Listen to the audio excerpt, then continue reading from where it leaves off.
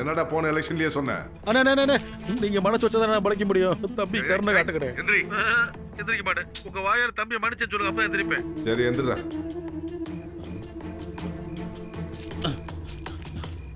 ஏய், உனக்கு எப்படி சொல்லி புரிய வைக்கிறதுனே தெரியலையே. இந்த மீத்தேன் ஹைட்ரோ கார்பன் எடுக்கிற மாதிரி நம்ம ராமநாதபுரம் மாவட்டத்தில் ஒரு கனிம வளம் இருக்கிறத கண்டுபிடிச்சிருக்காங்க. இந்த திட்டத்தை நிறைவேற்றணும்னு மேல உள்ளவங்க கார்பரேட் காரனுங்கிட்ட பேசி முடிவு பண்ணிருக்காங்க. இந்த திட்டத்தை மட்டும் நிறைவேற்றி கொடுத்தோம்னு வெய்ய கோடி கோடியா பணம் கொட்டும். அது மட்டும் இல்ல, அடுத்த எலெக்ஷன்ல சீட்டும் கிடைக்கும். ஆனா அதுக்கு முன்னாடி நம்ம ஏரியாவை பார்வையிட கார்பரேட் காரன் வருவோம்.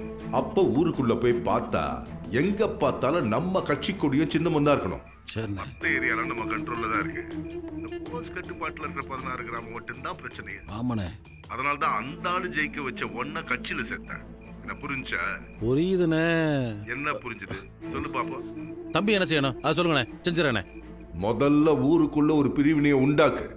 அதுக்கப்புறம் அந்த ஊரை 2ஆ பிரிச்சுட்டு வந்து சொல்லு. அதுக்கப்புறம் என்ன செய்யணும்னு நான் சொல்றேன்.